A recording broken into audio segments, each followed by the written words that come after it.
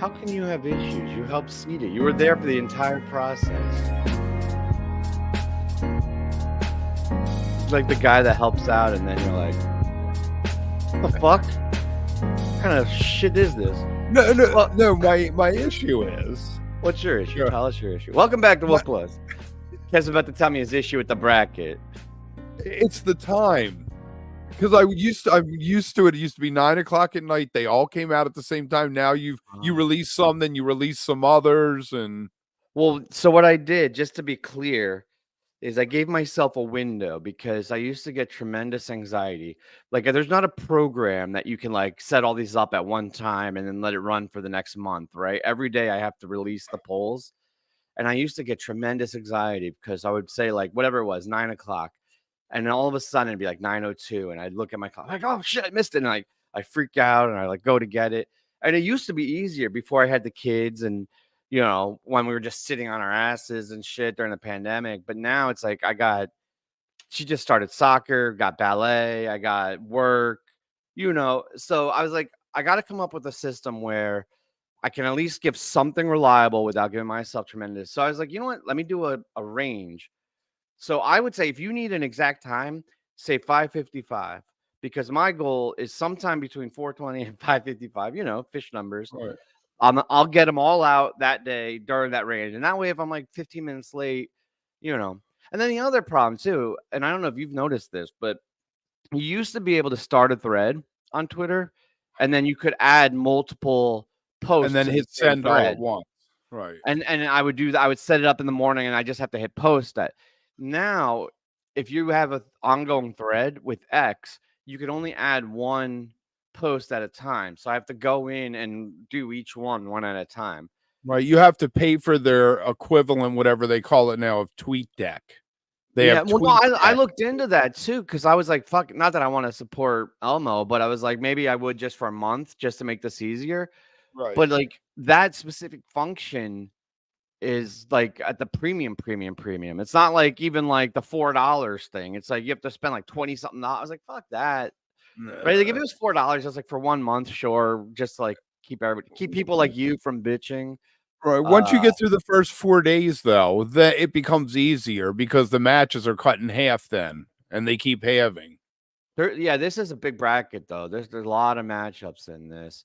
I think it's been going pretty well so far though. The engagement's been nuts and the conversations have been really fun. Mostly Nothing positive, I surprising. think. What'd you say? Nothing surprising. Wasn't one of them close like 52-48?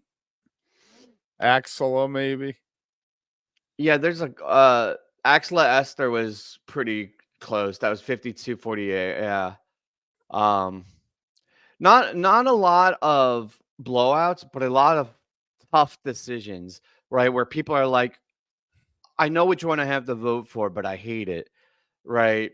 And a lot of people, and you know what I always think every year is how I know it's a good bracket is when they say this matchup's unfair, but they say consistently every day. When every day there's like five, I'm like, that's good. That means there's like hard, right? Because you don't want every Voices. single match to be a blowout. Like that's boring, right? I did vote for the line. I figured you would. It got 7.5%, which is nuts. That's That's above two and a half troll. percent over the troll line. Yeah. So that's good. We gotta do a study though, because some people are saying that it's fat finger, like there's a fat finger line, right, where they just hit the Uh, wrong thing, and then there's also the trolls, so which I'm you're fine saying with. that However you want to vote, I don't care. If you want to right, spend your vote trolling, go ahead. Like, don't matter you're to me. telling me I'm the only one who voted for the line in reality? Yes, I think so. Over Fluffhead? Well, Yeah, I it feel like was it, you're even trolling yourself, man.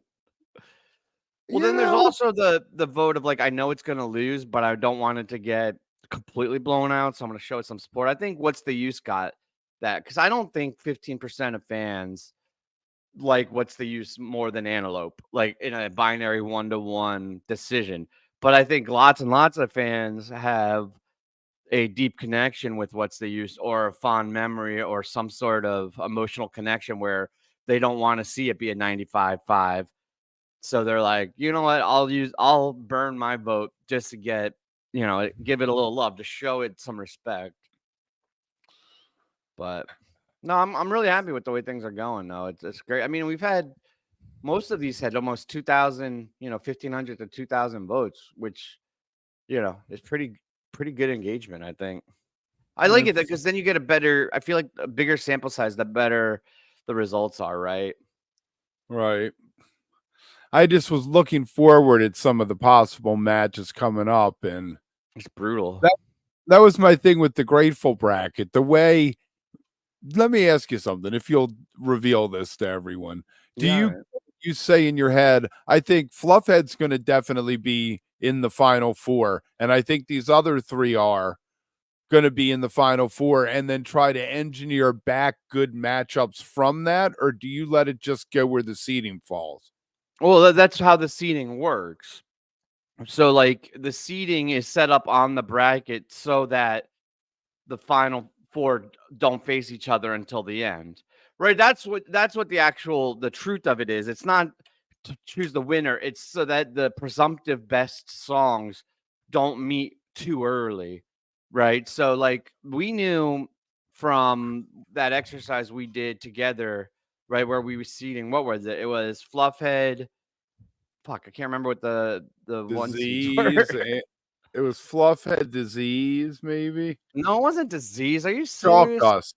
Chalk Dust. It was Fluffhead, Chalk Dust, Antelope, You have Melt. terrible memory, man. And I'm sitting here not remembering shit either. I'm gonna see if I can pull it up.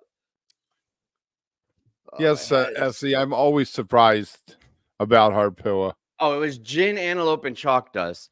So Gin we Antelope and decided Chalk. that the four top seeds were Fluff, Gin, Antelope, and Chalk Dust. So those are the head of their regions, and then the next four are seeded so that they wouldn't have to face those four until the Elite Eight, right? Mm-hmm. But the problem is then you end up with something like, what's a good example? Slave as a 5 seed, where I think in reality that's probably a good seeding, but there's a contingent of people that think it's a 1 seed. So they're going to be pissed when it gets, up against like Mike's or Bowie in an earlier round because they're like, what the fuck? This is a 1 seed.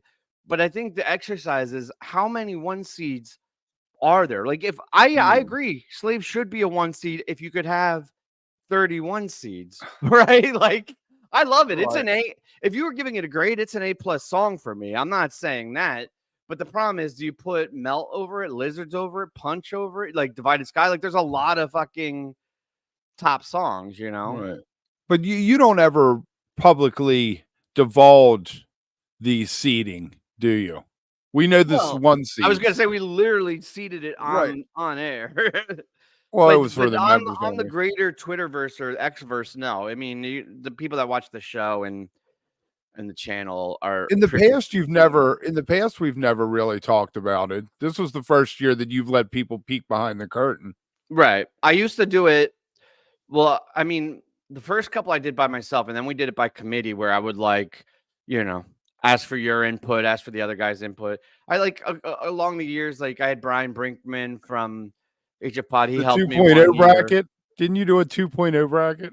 Yeah, all right. He didn't help me with the fish bracket. He helped me with a lot of the different jam brackets because he was like it was so used because like I would have to go back and re-listen to shit. He was like an encyclopedia. I'd be like, hey, give me a list of like the top 2.0 bracket, and he'd give me a list of 80 songs seated. And I was like, man, that guy is really smart. Um, but yeah, this one was the first one we did publicly.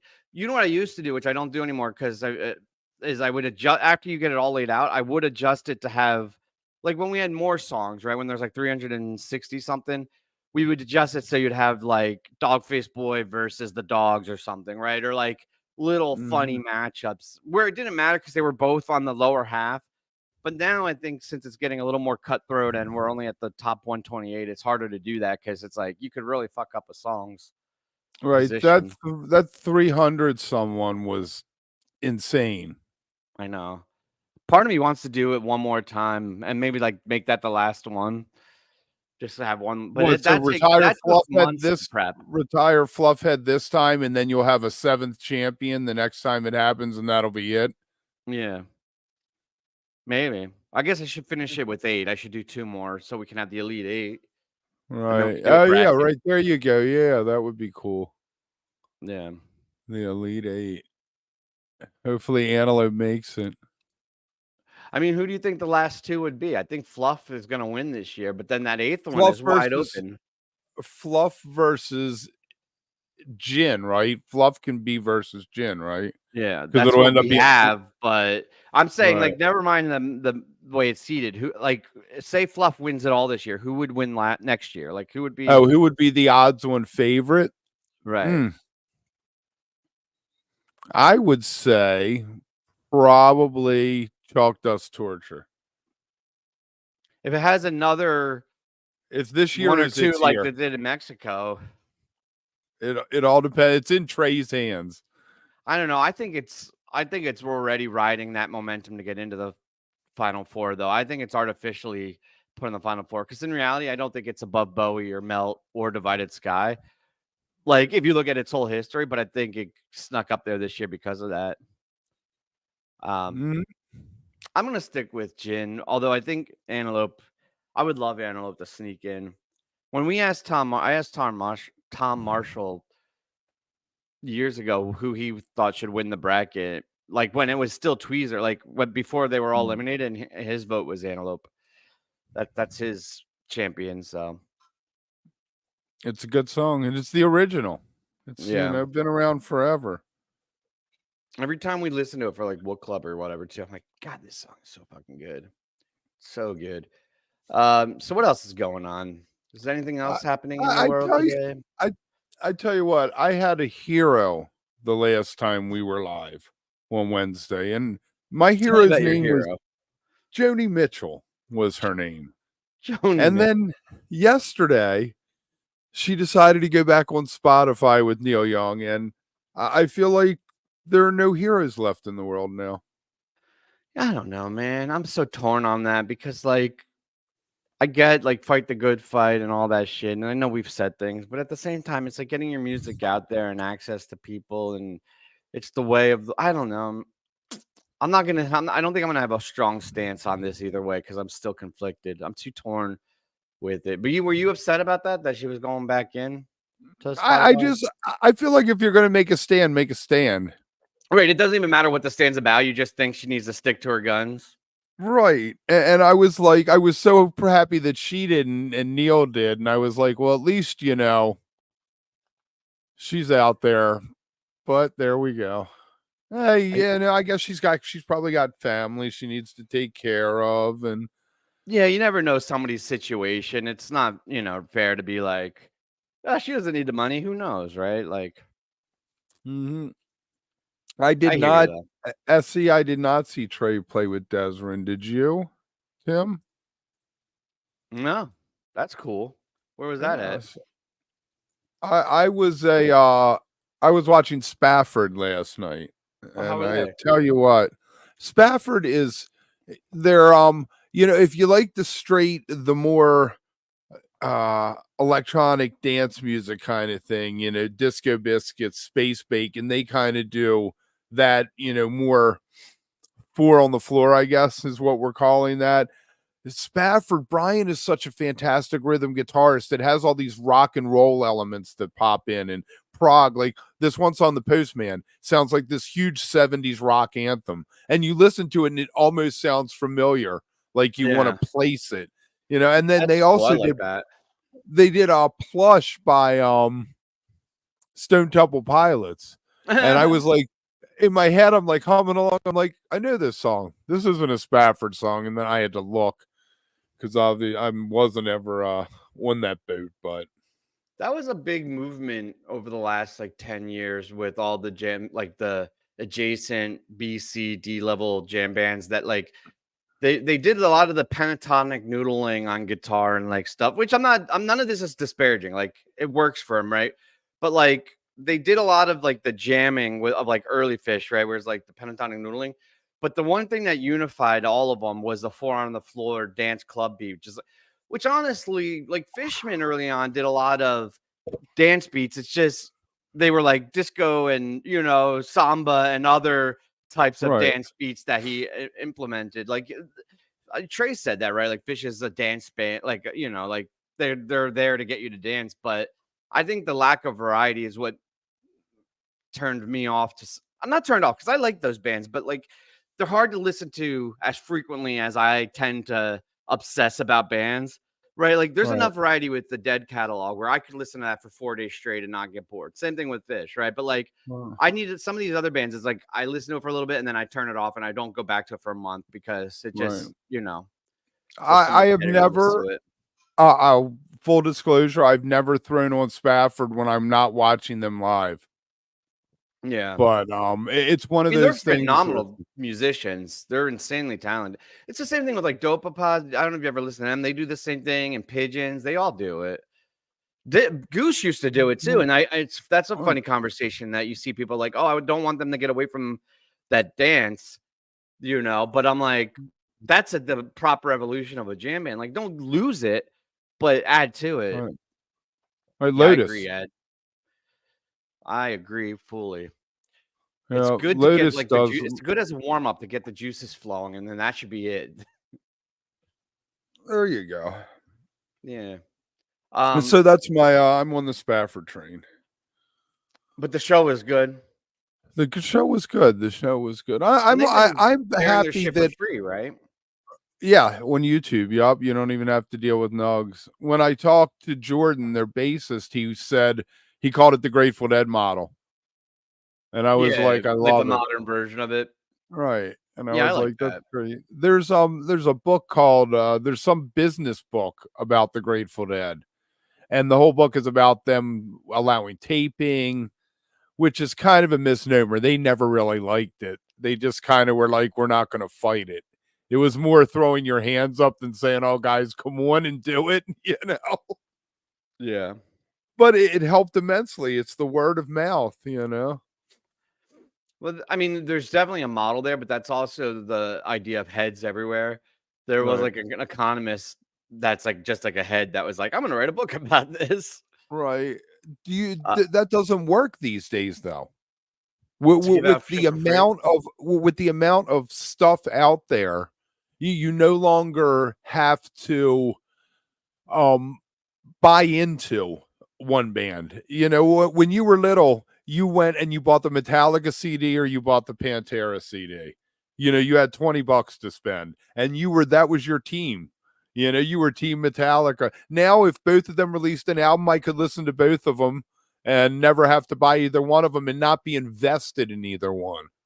Yeah, but I do think, and I mean, I'm not a kid anymore, and I'm not a psychiatrist or whatever, but like a sociologist. But I think it's more than just the music. There's like a brand and an identity not politics, but like an identity thing to it, where it's like you wear it not just because you love that one song, but because you can find other people that like similar things in a very simplified way, right? When it's just a matter of like simplifying our overly complicated personalities and interests and everything, so that way you can meet like this, right? Like we Mhm. could very easily describe the champ like, oh, Fish, Dead, jam bands, and then there's other interests, right? So, I agree that like there's not the same. Hey, I'm like in this camp necessarily for the music, but if anything, I think it's more solidified that with like the identity side of it. Does that make sense? I think I'm like half Mm, explaining my thought. Yeah, no, definitely. I saw that you posted about ELO coming back on tour. Are you excited about Yes. that? I've never seen them. I think that it would be fun as long as it isn't price You think it's gonna be a good prohibitive. show? I love their music, but I'd be a little nervous about what the show is like. I tell you, it's probably going to be good because it's Jeff Lynne with a bunch of hired guns who are going to play it exactly like it is on the record. So it isn't going to be, hey, let's reinterpret this stuff for the Right, no last tour. It's going to pride or be, anything. let's play the hits. Fan service. Right. Mr. Blue Skies like become my family's anthem for whatever reason. Like it's just like in the morning we put it on when we go on a road trip, it's one of the first songs we play.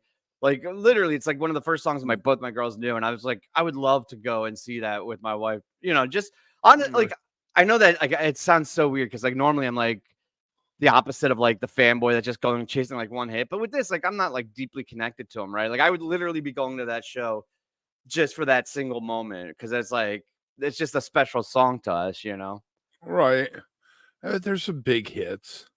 No, I And know they there's have some lots of other good music, but that's one that for me I'd be like, oh, I'd love to see that performed on him you know. and I guess him and Dylan are the only two Wilburys left alive at this point, huh? Wow. Do you see that Dylan biopic? Is that real? I don't know. No, I haven't seen anything about it. I saw $75, 100 after fees. That's not bad, Daniel. Oh, that's not bad at all. I mean, I saw golly. pictures of T. Chalamet, uh, dressed up like a young Dylan. I was like, God damn, that looks exactly like him. Yeah, So they're making a another movie? complete unknown is filming. Did you see those pictures? No, I did not. A complete unknown. I like the title. Oh yeah, yeah. Let Have me you ever show you seen this. the Dylan movie that might not be officially about Dylan, but Kate Blanchett played Dylan? Oh, maybe. I don't know anything about it. I just saw this picture and I was like, Uh, and I'm still high on the Dune train. I'll admit it. Oh shit. Yeah, I was like, I don't know. ooh, I thought that looked pretty sick, that's crazy. right? Like if you kind of squint your eyes, you're like, oh, look, it's a young Dylan. He's much better looking than Dylan. Right. Dylan Yeah. is maybe he isn't anymore an ugly dude. He's grown into his looks. I'm gonna look up young Bob Dylan. We'll do a little comparison. It's not. I mean, The freewheel, you got to go to the freewheeling or his first album cover because that's what that was. The hat. So either so this is right. wait. Is this? This is actually Dylan, right? No. No. It's that's how Right, so close it down is. there, Like there's one of the two of them together where? on the other side. Sorry, get back one picture. Which picture? This picture? Yeah, and then scroll down. When this there you go. This one? Over, This one? over one This more one? down. This one. Yeah, that's the picture he's trying to redo. National skyline, I guess. Yeah, that's what I mean. That's not bad. Not bad. And actually, Dylan was kind of cute then, huh? Hey, he always had the little bit. You tune in for. He always had the little bit of the sneer kind of thing. He's probably singing a song in his head. Did Right? I ever tell you? Did I ever tell you about when I worked at Painter's Mill? No, tell me about it. I worked at this place, Painter's Mill, that burned down, but they had bands there, and I was a roadie, basically. I pushed in gear. And when Dylan played, they called us all in a half hour early, and we had a meeting, and they said, do not make eye contact with Bob Dylan. If you make eye contact with him, you'll be asked to go home. He's like Voldemort or something. It's funny. I was like, damn. I was like, Bob Dylan. Did you make eye contact with him? I could totally imagine you being like staring him down the whole time. I didn't even see him. He entered from the other side of the stage, so I didn't. I was like standing on the side of the stage and saw the back of his head. Yeah. It was when he had the G.E. Smith band. You remember G.E. Smith from Saturday Night Live? Yeah. He toured with Dylan for years. Oh, really? Yeah. I always used to make fun of the poor guy. Dylan? It was very, very generic. You know, like, what do you think of Joe Bossa Nova or whatever that guy's name is? Guitar player. He's like a blues guitar player. I'm gonna look up. I don't think I have a opinion about the man. He plays very sterile sounding blues. You know, there's no dirty notes. Bossa Mano, yes. Bono Mas. What did I call him? Bossa Nova. Bono Massa. I saw him on a PBS special, and I was just like, there's no soul there to it. But apparently he's huge. Yeah. I mean, some people don't need a lot in their music, right? Like fans and shit. Like they just want to be, you know, face value. Give me some basic blues and I don't know. Not and me. Marketing marketing too because he's on PBS, so they're marketing to the boomers. Capture your youth. Remember when you used to go out and rock and roll? I love when you give boomers a hard time.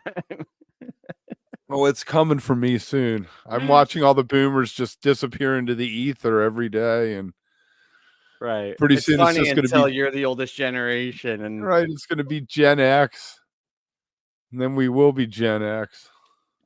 I don't think Gen X is going to make a big deal about it. I feel like No, millennials are too outspoken. They're going to take all the focus. oh, they will. They'll bitch and cry about Gen X taking everything from them.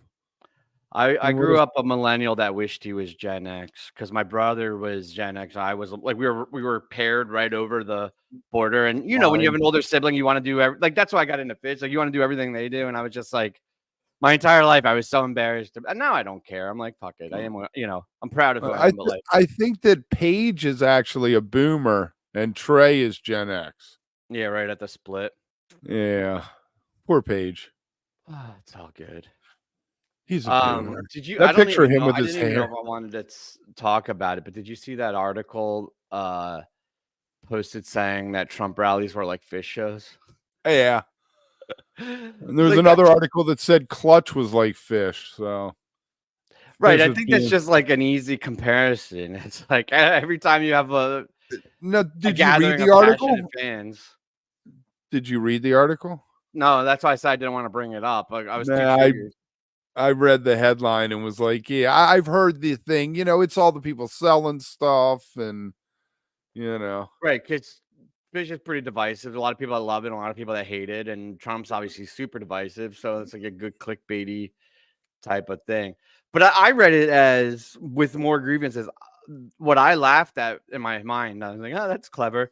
Was I thought they were like getting at like how fish fans bitch and complain like a Mhm. lot, and so it was like the idea of like we all get together and we're like complaining about songs. But then I thought that's just the stereotype. In reality, the last several actual concert like shows I've been to were perfect, right? 100% elation, none of the tropes, none of the bullshit. It's just like there's this whole narrative about fans online that's easy, not funny, but easy to joke about. And Mhm. like all these like Twitter warriors are like, oh, I hate fish fans and shit, right? Because it's like a quick, like, hey, you get a laugh out of it. But then like when you get in person, it's fucking incredible. I love meeting fish fans and I love being at the shows and like I never have an issue. I just feel like it's like I don't know, maybe like an easy thing to get a laugh online with. Yeah, it is. And if we didn't love it like we do, we wouldn't make fun of it. Right. Right. It, No, it- I it's mean, it's all done out of love of it. It's part of how I think a lot of fish fans are high strung but low key. If you can be those two things at once, and I think that's manifests itself in the well, you know persnickety. what's weird about the internet, right? And that's a weird way to start a sentence, but I just thought of this is like it used to be we would gather, right? There were gatherings, and it was always at our best moments, at our most relaxed, at our highest bliss. So, like, I have tons of contacts that I only knew from shows early on, right? That was just like they would be, I would get their number and I put it in, it would be Travis Moe. It was just some guy named Travis that I met at Moe, and that's how it was. And I always just assumed that he had all of his shit together. I'm just using this as an example. That had all his shit together, was the most level-headed, normal dude that's just constantly blissful. But then you come onto like Facebook or Twitter or whatever, Insta, and you realize there's a lot more complexity and depth and things in life between these gatherings, and you start seeing everybody every day with all the dirt and mud and stress and like, oh, I just lost my job, or my wife just fucking yelled at me, or my kid's being a Right. dick, right? And then like you come in, you bring all those emotions and you say something stupid or you bitch about it, and then we're like, see that they're all fucked up. They used to be so happy and with no problems, and now the fan base, it's not like it used to be. They're all a bunch of angry fucking. And then you're like, well, no, wait a second. It's because you're literally looking at a 24-hour, 7-day a week snapshot of the fan base with the good and the bad. I think we have way too much insight and exposure to each other's lives. It's like you got to have your Mhm. family and keep all that shit, your thoughts in a smaller group, and then have communal gatherings where you don't need to share all the other bullshit and you can just enjoy the shit together, right? And I don't need to know your politics, honestly. I don't want to know who you voted for or what what you do. I just want to like hang out and experience the moment with people. I don't know. Mhm. I haven't thought that all the way through, but it does feel like we have a lot of like fucking insight on everybody's lives.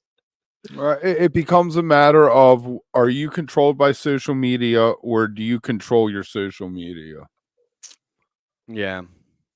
Or do you cause others to melt and then slip back into the bushes? You set a grenade and you're like, bye. Well, you know, Right. sometimes I'm you such a have. hypocrite because here we are like sharing and exposing all these things, but I don't know. I said Yeah. I hadn't thought it through all the way. All right, we're gonna workshop that. Yeah. I feel like Sunday mornings have become like low key communal therapy sessions. It's like, hey, let's just Yeah. talk about this shit. So Goose, people ask, Matthew said he thinks Trey is gonna drop in with Goose, that SC was asking. Oh, at the cab. Yeah, I feel like Trey didn't show up for Phil. Why is he gonna show up for Goose?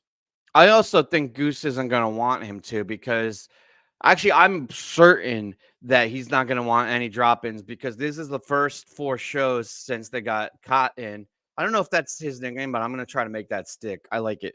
Um, but I think they're gonna want to show that the band has legs of their own, that like that they're still going with the new drummer, that not only is it still the same old Goose, but that it's like a new and improved and that they have a, you know, I don't know. If I were them, that's what I would do. And I think they're smart enough and have their eyes set on that they're gonna come out and just try to lay down 4 really good shows with just the band. But I mean, proximity's sake, yeah, sure. Trade definitely. And I mean, obviously they played together before, so they have that relationship. I just don't think this is the time to do it. I'm actually pretty excited about those shows. I haven't seen if they streamed it yet or if they announced the stream. I'm gonna try to watch those. Why are they playing such a small venue? Well, I don't think it's a tiny venue for them, right? Because they've only started busting into the big ones. But also, I think they want to get a couple of shows under their belt with Cotter. He literally in his last band would play like 100-person gigs. Like it's Less than not like they that. got like the twiddle drummer or like the Spafford drummer or something, right? Like he's a phenomenal drummer. I'm not saying this disparagingly. He just hadn't had his big break yet. So I feel like, Mhm. you know, they want to get a couple in, get them to feel comfortable, get some good recordings out of it, build a demand, right? Supply and demand. It's safer. It's a safer bet. But by the summer, I mean, they're playing fucking like the Man, and they're playing some big venues. So You really got to knock it out of the park with these 4 shows, don't you? no, I really gotta not have any major fuck ups. I think like I'm not trying to play defensive or anything, but I think there is still if from my perspective, there's still a huge hunger for of Goose fans and people that want it to work. I don't think there's as many people rooting for it to fail as there are people wanting it to work. They just need to not fuck it up and to hit it, right? Like if they have slightly above average shows all 4 nights, I think that the momentum will build up. I think if they come out and have a really sloppy or a really low energy night, then it's gonna start the ball rolling in the wrong direction. The momentum is gonna go down in the other direction. Well, That's I just have a my feeling. perspective. I have a feeling that expectations are going to be high from everybody, which Really? obviously. You? But yeah, I don't but know if I the think expectations are super high. that the bar is going to be low. I think everybody's looking at this like they're gonna, this is going to be so fantastic after the TED tape and after the Chateau and all that. People are like, Oh, wow, they're right. really. Yeah, no, you're right. The Chateau, although the second night wasn't as good as the first night, but those performances were really good jams. And I think they do set the bar higher. But I don't know. I feel like if they're just maintain where they were, people will feel comfortable again. Because I think the question isn't are they going to be the greatest band ever? It's is it a step down or a step up? Not having been and Or making the maintain change. status quo. Yeah, but I think that's what they want now, right? Because like imagine put it in a different perspective. Imagine if Fish fired Mike. I was Why gonna you say got Fish, fired, but Mike? if they fired Fish, it wouldn't be Fish anymore. So imagine they fired Mike and they got whoever, Dez or somebody. No, it can't be Dez. It has to be a bass player that we don't know. Right? I feel like you wouldn't go into it saying, "Oh, they have to be the best Fish show I've ever seen." You would say, "Does it still sound like Fish? Is it as good?"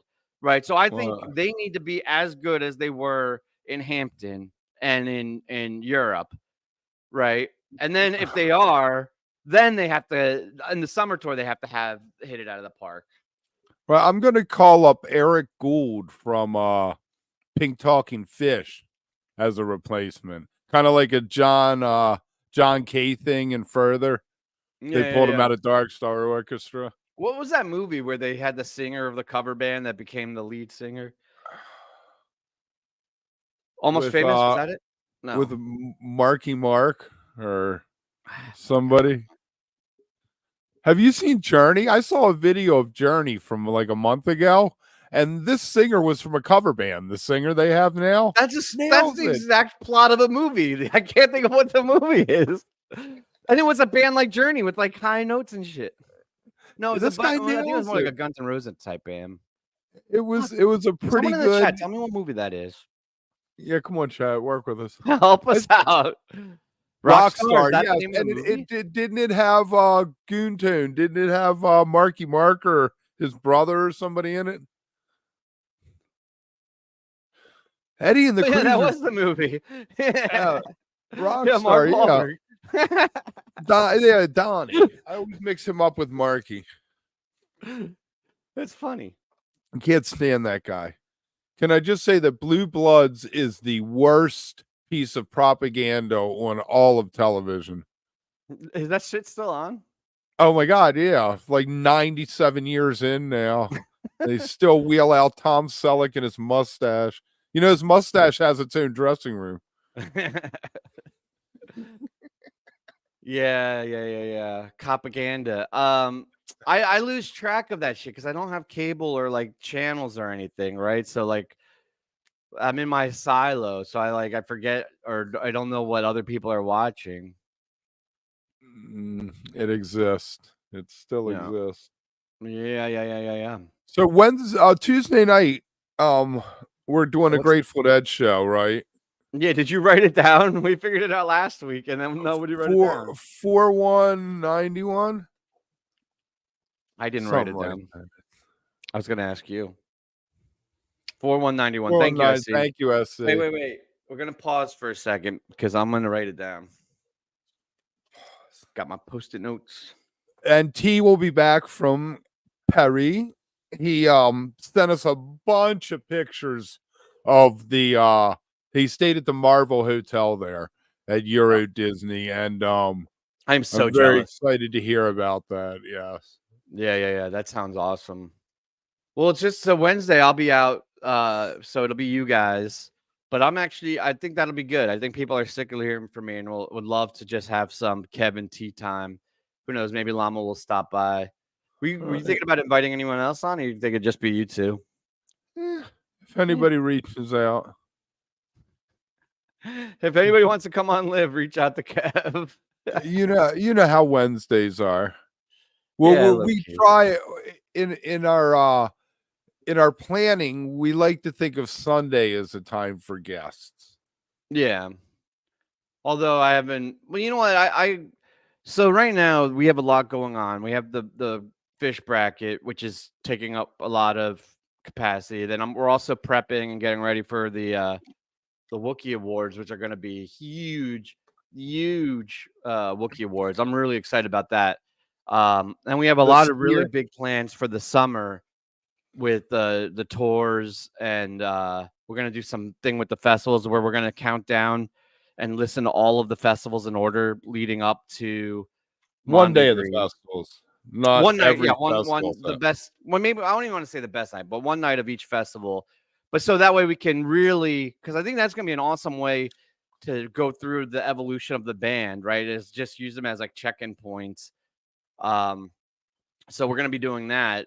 So, I'll be honest, guest booking wasn't really at the top of our priority list, but I think in between there's some opportunities to get some good guests in. So we'll look at that. But yeah, it's going to be a fun year. We have a ton of great content planned out. I'm really excited about it. We're already through the first quarter, buddy.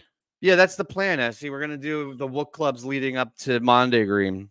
So however We many figured there out are. we'd have to start in June in order to get There's one. 13 or 14? 13, right. 13. Yeah, so it'll be 13 weeks up to Monday Green. Starting with night 2 of the Clifford Ball, hopefully. Yeah. I would say night 2 of the Clifford Ball and then night 1 of the Great Went so we can get the whole Harpua. All right.